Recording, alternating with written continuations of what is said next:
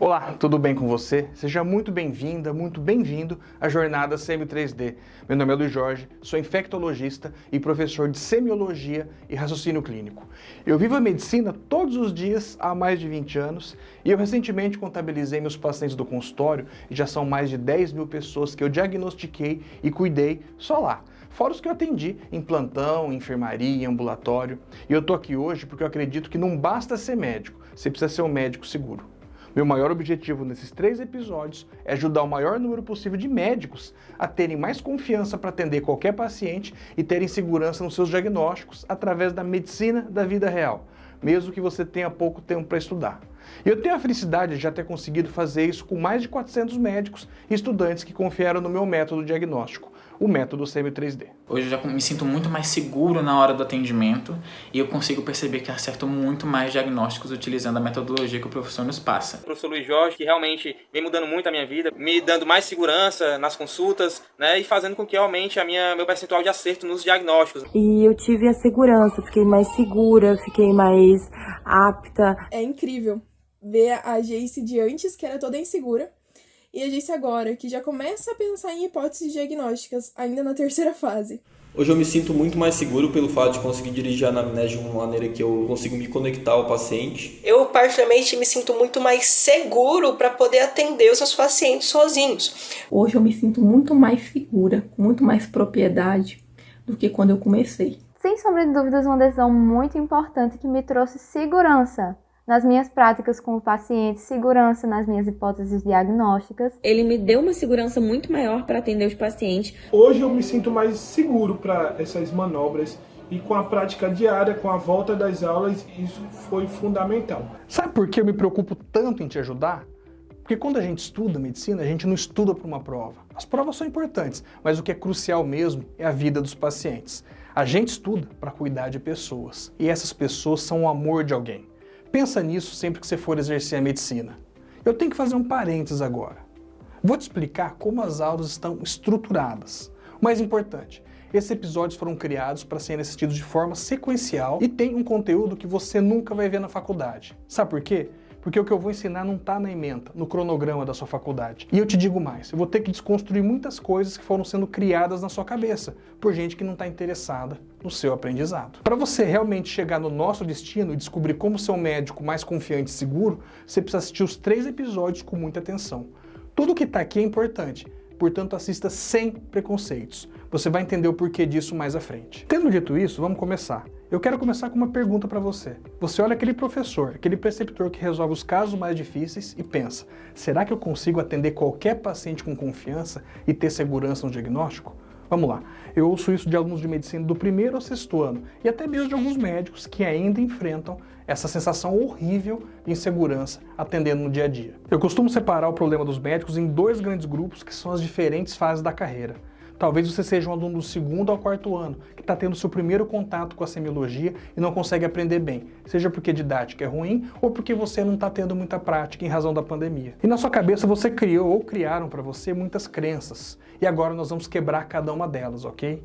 Esse era o caso de uma aluna minha, a Larice. Ela via semiologia como um bicho de 7 cabeças. Ela tinha muita dificuldade de aprender semiologia lendo apenas os livros e vendo as manobras semiológicas nas fotos e desenhos. Mas mais difícil do que aprender semiologia era conseguir estabelecer uma relação prática entre aquilo que ela tentava estudar e aquilo que ela estava vendo no paciente. Sabe quando você tem aquela sensação, nossa, já li, estudei tudo, agora é só ir para a prática que vai ser fácil? Aí chega na hora e parece que é impossível correlacionar toda essa carga teórica da faculdade para a prática. Para piorar ainda mais isso, vem a pandemia que acabou com as aulas práticas e o contato com professores e pacientes.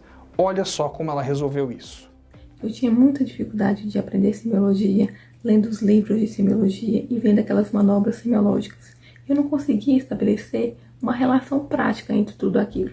E essa minha dificuldade evidenciou-se muito no contexto da pandemia, em que eu estava tendo ausência de aulas práticas e muitas aulas teóricas, e eu não conseguia fazer essa relação. Isso me frustrava muito. Eu vi um anúncio que me chamou muita atenção, que foi um convite para participar da Jornada da Semiologia, que eu costumo dizer que foi a jornada que transformou minha vida acadêmica, porque a partir desse momento eu pude emergir no método Semi 3D e aprender cada vez mais sobre como fazer uma boa anamnese, um exame físico E com isso, hoje eu me sinto muito mais segura, com muito mais propriedade do que quando eu comecei. E hoje eu vejo o quanto que esse método me ajudou na minha vida acadêmica. Viu só como ela aprendeu muito sobre relação médico-paciente, como fazer uma boa anamnese, um bom exame físico e hoje se sente mais segura? É quase como implantar a semiologia na sua cabeça, como fala o Wendel. Cara, é surreal. Ele pega o livro de semiologia e implanta dentro da sua cabeça que é impossível você ficar com esses medos e inseguranças. Mas aí você deve estar se perguntando, tá, mas e adianta eu dominar a semiologia, conhecer todos os passos da anamnese, decorar todas as manobras de exame físico e não conseguir levar isso para a prática? Esse é um problema muito comum. Eu sei que tudo que você já viu na faculdade é muito teórico e distante da vida real.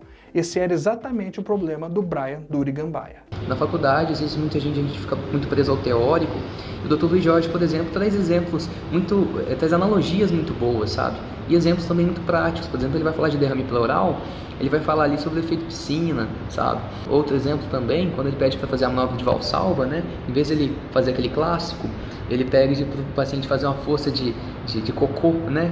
E que é uma coisa que vai dar certo ali na hora e que é prático, né? Que é fácil do paciente entender. Ele, inclusive, disse algo importantíssimo, que antes ele precisava ficar horas e horas preso nos livros tentando entender as manobras. E eu sei que você passa por isso. Aprender com exemplos práticos e analogia facilita muito o entendimento. Mas eu te pergunto, e se você for daquelas pessoas, mesmo sabendo da teoria e praticando bastante, que sentem muito medo, como se já fosse um médico formado, mas que ainda é inseguro? Você ainda tem medo de atender? Começa o internato, ou você já se formou, paciente de tudo quanto é lado, e você tem pressa para se tornar um médico que atende qualquer paciente, mas não tem confiança, não tem segurança? Em 6 meses você consegue resolver isso, igual o Thiago fez. Eu morria de medo de atender paciente e de diagnosticá-lo, porque eu sentia que eu não tinha o conhecimento necessário para dar um diagnóstico correto. Então eu sofria muito com isso. Hoje, 6 meses depois, eu já consigo perceber a diferença. Hoje eu já me sinto muito mais seguro na hora do atendimento e eu consigo perceber que acerto muito mais diagnósticos utilizando a metodologia que o professor nos passa. Porque ele passa uma semiologia não essa dos livros que a gente tem acesso em qualquer lugar, mas uma semiologia da prática, entendeu? Aquela semiologia que vai nos auxiliar na história clínica e no diagnóstico da doença. O Zenedine Rocha da Cruz disse a mesma coisa. Sim, é possível aprender de forma exponencial em um curto espaço de tempo. Me diz aí, qual médico não gostaria de perder o medo de atender e parar de passar vergonha na frente do paciente quase que imediatamente? Você aprende de forma exponencial em um curto período de tempo. É impressionante. Não sou médico ainda, sou interno, mas a autonomia e a bagagem que me trouxe foram únicos. Hoje eu não passo mais vergonha na frente do paciente, não fico mais com medo de atender. Hoje eu atendo qualquer paciente em qualquer situação que seja. Mas agora, presta bem atenção no que o Jarbas Gomes tem para falar. Eu provei para ele que dá para fechar o diagnóstico de mais de 80% das patologias do Brasil apenas pela clínica, na primeira consulta, sem qualquer ferramenta ou exame adicional. Quando ele começou a acompanhar os médicos na UPA, ele já sabia responder coisas que os internos não sabiam. O cara praticamente resolvia casos que estudantes que estavam 2 anos à frente dele não conseguiam. Quando ele entendeu o que eu vou explicar para vocês nesses 3 episódios, ele evoluiu tanto que ele passou a ser respeitado tanto pelos professores do internato quanto pelas equipes de saúde, de tanto que ele se destacou dos outros estudantes. Ele ensina você a fechar um diagnóstico, ele ensina você a ter um raciocínio clínico. Isso é uma coisa absurda, diferenciada, porque quando eu fui acompanhar alguns médicos na UPA e eles faziam algumas perguntas, eu conseguia responder, coisa que os internos não sabiam. E eu tô no 4º período, indo pro 5º período agora, e eu consigo fazer coisas hoje que a maioria dos internos na faculdade não consegue, não só na minha faculdade, como em outras faculdades. E eu adquiri esse raciocínio clínico com o auxílio do Dr. Luiz. Então, assim, fez uma diferença absurda na minha vida. Os médicos hoje me convidam para ir para a UPA, para acompanhar eles. Eu estou aprendendo muito na prática. Já não sofro preconceito por ser do 4º período acompanhando médicos. Os enfermeiros não têm preconceito com a minha pessoa. Então, assim, foi uma coisa que está mudando absurdamente a minha qualidade de ensino. O Jarbas não tinha tempo para estudar. Ele teve que correr muito para recuperar o tempo perdido e não ficar atrás dos outros alunos, e conseguiu fazer isso num curto espaço de tempo. Você pode estar se questionando, tá bom, Dr. Luiz, já vi que muita gente consegue ter segurança para acertar diagnóstico, mas como eu vou fazer isso na prática? Esses 3 dias nós vamos ver mais a fundo cada uma das partes do meu método que usa semiologia e processo de raciocínio clínico para diagnosticar mais rápido e com mais precisão.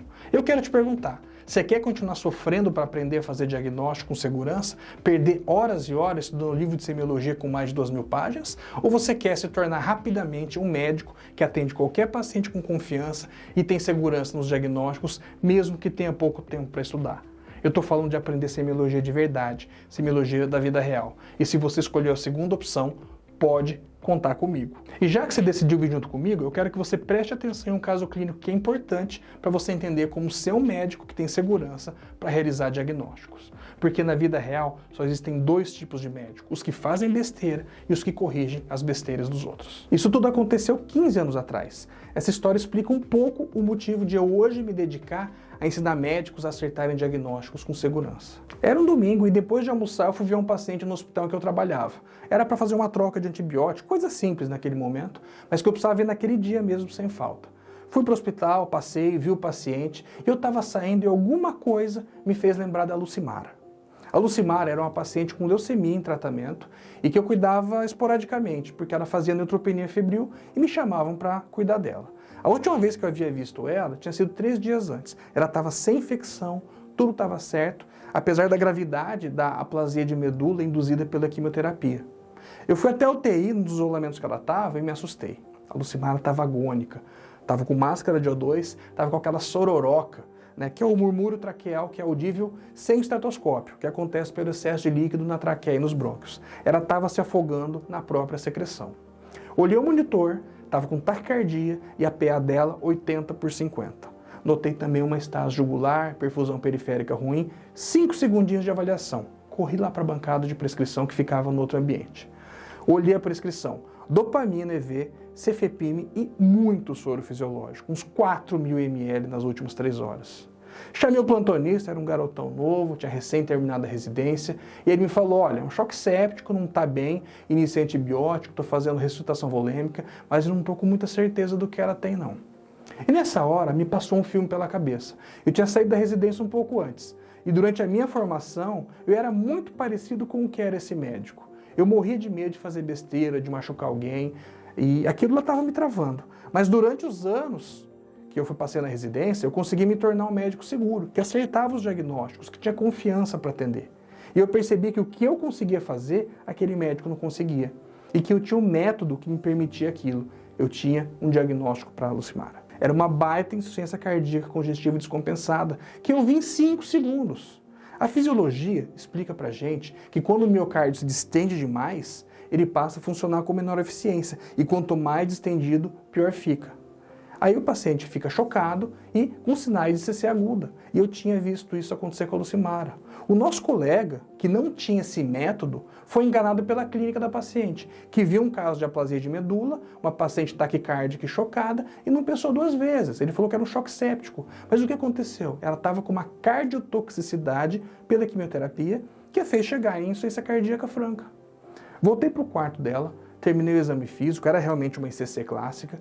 Enquanto eu examinava, eu conversava com ela, ela não me reconheceu. Depois eu acabei explicando para o plantonista o que estava acontecendo, passei as orientações, dobutamina, diurético, morfina, controle de pressão, talvez noradrenalina, as condutas que a gente fazia naquela época, 15 anos atrás. Pedi para avisar o médico assistente e checar se ele queria um cardiologista junto, esse tipo de coisa. No outro dia, passei lá. A Lucimara estava melhor e ela se lembrou de mim. E ela falou um negócio que eu lembro até hoje. Ela disse que foi um anjo que me avisou. Depois eu acabei parando de atender naquele hospital, nunca mais soube da Lucimara, né? Até achei que ela tivesse falecido, porque a leucemia dela já tinha um péssimo prognóstico. Mas uns anos depois, eu chego no meu consultório e eu vejo em cima da mesa uma Bíblia e minha secretária avisa, ó, uma paciente trouxe para você. Eu ganhei uma Bíblia de presente com o nome da Lucimara assinado e uma mensagem de agradecimento. Eu fiquei extremamente feliz com aquilo. Ela estava curada. Naquele dia que eu atendi ela, eu usei os pilares do diagnóstico no meu atendimento. Eu fiz um diagnóstico preciso e eu pude ajudar ela. E tão importante quanto isso foi eu poder ter explicado para o colega o que eu fiz para descobrir o que ela tinha. Ele foi meu primeiro aluno, mesmo sem saber disso. Isso aconteceu muitas vezes depois. Se eu tivesse encerrado a minha carreira ali, já teria valido a pena. Mas eu podia fazer muito mais pelos pacientes. Eu podia fazer com que os seus médicos não errassem mais. E é por isso que eu ensino. E exatamente por ver tantos médicos errando como aquele errou, fazendo bobagem, que eu percebi um padrão. Um padrão de 4 erros que todos esses médicos cometem. Se você corrigir apenas 4 grandes erros, você vai deixar de ser um médico inseguro quase que imediatamente. E eu não sei se você sabe, mas a palavra medicina tem origem no latim medere, que significa saber o melhor caminho ou tratar, curar. Posteriormente, essa palavra evoluiu para o latim médicos. No entanto, médicos se originou a partir da palavra medere, que originalmente significava o ato do conhecimento, de saber o melhor caminho para algo. Isso aí soa familiar para você, né? Por que isso importa tanto?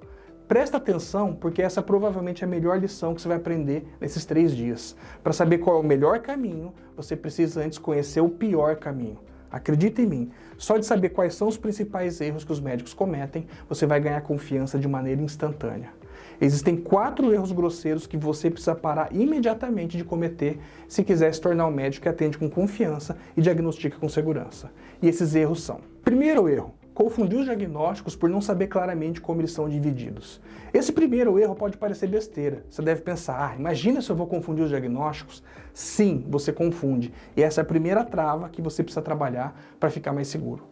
Basicamente temos 4 tipos de diagnóstico. Em alguns livros você pode ver isso ligeiramente diferente, mas eu gosto dessa classificação porque ela é intuitiva. Primeiro, diagnóstico anatômico fisiopatológico. É o diagnóstico associado ao fenômeno fisiopatológico ocorrido em um órgão ou segmento específico. Por exemplo, gastroenterite aguda, gastrite. Você descreve a fisiopatologia da doença onde ela ocorre, como uma isquemia no miocárdio, infarto agudo do miocárdio, falência da bomba cardíaca, insuficiência cardíaca congestiva, inflamação no estômago, gastrite, inflamação em todo o trato digestivo, gastroenterocolite aguda. Esse tipo de diagnóstico utiliza o fenômeno fisiopatológico por trás, ok? O segundo tipo é o diagnóstico etiológico. É o diagnóstico associado a uma causa específica, infecção por Escherichia coli, Shigella, Salmonella. Trombo coronariano. Veja que o trombo coronariano causa o infarto do miocárdio, mas o infarto é o mecanismo fisiopatológico. O infarto é a necrose do músculo cardíaco. E o trombo é a causa desse infarto. Então, o trombo coronariano também é um diagnóstico, mas é um diagnóstico etiológico. Muitas vezes, essas situações estão muito entrelaçadas, elas estão misturadas entre si. Terceiro, diagnóstico sindrômico. Agora a gente não fala mais de causa, de fisiopatologia, quando a gente fala de clínica. A síndrome é um conjunto de sinais e sintomas que caracterizam um grupo de doenças. Por exemplo, síndrome vertiginosa, síndrome coronariana aguda, síndrome da cefaleia aguda. O infarto do miocárdio é uma das doenças da síndrome coronariana aguda. Como você pode ver, esses diagnósticos todos eles não são excludentes, eles são nomes diferentes para a mesma coisa. E por fim, o diagnóstico nosológico, que é o resultado de um processo pelo qual se determina a natureza de uma doença, quando você estuda a sua origem, a sua evolução, os sinais e sintomas que aconteceram. Ficou um pouco confuso, eu sei, mas pensa da seguinte maneira, é quando a gente consegue unir todos os conhecimentos para fechar o diagnóstico. É o nome próprio pelo qual a gente chama as doenças. Por exemplo, pneumonia aguda comunitária ou fibrilação atrial, ou mesmo o próprio infarto agudo do miocárdio, que é o nome próprio da doença, mas que também mostra o processo fisiopatológico por trás. Tendo dito isso, por que você tem dificuldade em fechar diagnóstico e segurança? Simples, porque falta uma sistematização que te faça pensar em termos de grupos. Quando você mistura um diagnóstico anatômico com um diagnóstico sindrômico, com um diagnóstico nosológico, o teu cérebro entra em confusão. O ideal é você pensar em apenas um grupo. Eu recomendo que você pense em síndromes, pois é o que a gente tem na mão no momento da consulta, sinais e sintomas do paciente. Para exemplificar, você está atendendo e chega um paciente para você no PS com dor no peito há 2 horas, associada a náuseas e vômitos. O paciente está pálido, sudoreico, provavelmente você pensou em infarto agudo do miocárdio, síndrome aórtica aguda e doença do refluxo gastroesofágico. São diagnósticos possíveis, mas veja que você misturou todos eles. IAM anatômico fisiológico, síndrome aórtica é sindrômico e doença do refluxo gastroesofágico é diagnóstico nosológico. Seria muito mais simples se você pensasse apenas em síndromes. Síndrome coronariana aguda, síndrome aórtica aguda e síndrome dispéptica. Pensando nessas 3 síndromes, você consegue abarcar todos os diagnósticos possíveis e ter mais certeza no momento da condução do caso. O nosso cérebro tem dificuldade em comparar entidades diferentes. Isso é explicado pela neurociência, pois a gente pensa em blocos de informação e só consegue reter 3, 4 informações ao mesmo tempo para tomar decisões. Se a gente está lidando com múltiplos tipos de diagnóstico, nosso cardápio de opções é muito grande e não sabemos o que escolher. O que acontece se o cardápio do restaurante é grande demais? A gente fica na dúvida e sempre pede a mesma coisa. Transpondo isso para a medicina, a gente sempre tende a escolher o mesmo diagnóstico e deixa passar aqueles menos comuns. Por isso, a gente precisa estudar de uma maneira sistematizada que faça sempre ter poucas opções, mas que elas sejam sempre as mais corretas. Segundo erro, fazer a anamnese da mesma maneira que todo mundo, sem utilizar as ferramentas que aumentam a acurácia do processo diagnóstico. Todo mundo aqui estudou basicamente pelos mesmos livros de semiologia. E aquela sistematização de identificação, queixa principal e duração, história da moléstia atual, hábitos e vícios, todas aquelas que foi ensinada pra gente, praticamente não serve para nada. Por quê? É demorada, ela é pouco prática e o pior, não dá margem para o nosso raciocínio trabalhar da maneira correta. Aí você chega no internato sem saber muita coisa, começa a fazer uma anamnese superficial com base no que o residente faz, ou guiada pelos poucos conhecimentos que você tem, e o que acontece? Você faz a anamnese da mesma maneira que todo mundo, sem utilizar as ferramentas de neurociência que podem detectar a percepção dos sentimentos, as vontades e as objeções do paciente. E para que serve isso? Para você entender o que aquele ser humano que está do outro lado da mesa quer dizer na verdade, o quanto a dor dele afeta o dia a dia, como ele tenta se virar com aquilo. Já viu como o paciente muda a versão da história quando é o seu professor que está conversando com ele e parece que o diagnóstico consegue sair com mais facilidade, aparecem dados que o paciente não tinha falado? Pois é disso que eu estou falando. Como um médico experiente sente o paciente e guia na anamnese. Enquanto você não conseguir sentir isso, você não vai tirar a história do jeito certo. Você vai tirar a mesma história que todo mundo e não vai dar o passo adiante, aquele que vai te dar o diagnóstico correto. No próximo episódio, eu vou te mostrar exatamente como fazer isso. Terceiro erro, acreditar que fazer um exame físico bem feito e bem direcionado é estar fazendo um favor ao paciente. Você se lembra de algumas manobras e sinais que foram ensinados para você na faculdade, né? Percussão de espaço de Traub, sinal de Cullen. Todos esses são clássicos do livro de semiologia e das provas. Mas me fala, quantos Cullen você já viu? Quantas vezes o Traub realmente estava ocupado e o paciente tinha esplenomegalia? Poucas, né? Se é que você viu isso alguma vez. Pois é, a faculdade te ensina manobras e sinais que são praticamente inúteis e você perde a chance de fazer diagnósticos porque faz mal essas manobras. Isso quando você faz. Todo médico deveria saber como realizar um exame físico adequado para cada caso, que é um exame geral que tenha bastante sensibilidade para captar as alterações mais frequentes e um exame físico específico, mais acurado, para encontrar os achados menos comuns e mais relevantes das patologias que você pensou. Para chegar nesse grau de acurácia, você precisa conhecer as manobras diferentes, que tenham realmente a possibilidade de discernir entre diagnósticos que realmente façam a diferença. Um exemplo é o sinal de Kestel. Acredito que poucas pessoas aí conhecem, mas é um sinal muito utilizado por alguns médicos como eu para detectar esplenomegalia ao invés de percutir o espaço de Traub.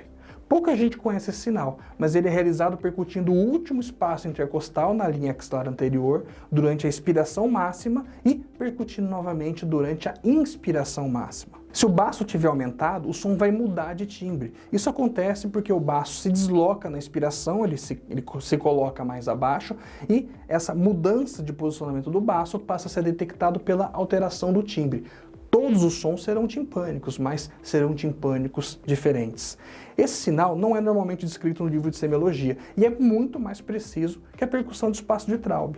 Esse é só um exemplo. Existem centenas de outros sinais e manobras que podem ser utilizados para melhorar o diagnóstico do seu paciente, mas que nem o seu professor de semiologia sabe. Quarto erro, não saber como explicar todas as manifestações clínicas do paciente dentro do diagnóstico proposto. Atenção para esse erro. Se você não está procurando a explicação de todas as manifestações clínicas do paciente dentro do diagnóstico que você pensou, você está errando. A maioria dos médicos escolhem 2 ou 3 hipóteses pelo jeitão do caso, baseado na sua experiência prévia e não busca explicações para todos os sinais e sintomas. E o pior, além de não conseguir reunir todos os dados em uma única doença, ainda inventa explicações para os sintomas que o paciente tem, que não se encaixam naquele diagnóstico que ele quer, que ele prefere. Ele bota a culpa no remédio para uma dor epigástrica, no jejum para uma vertigem ou na pressão alta para dor de cabeça. E o que acontece? Você fica com um diagnóstico ruim no prontuário e vai tentar de todas as formas defender aquele diagnóstico que já está escrito ali, carimbado com seu nome para não passar vergonha. Isso acontece porque você não tem uma sistematização que você possa seguir, que seja a prova de sono,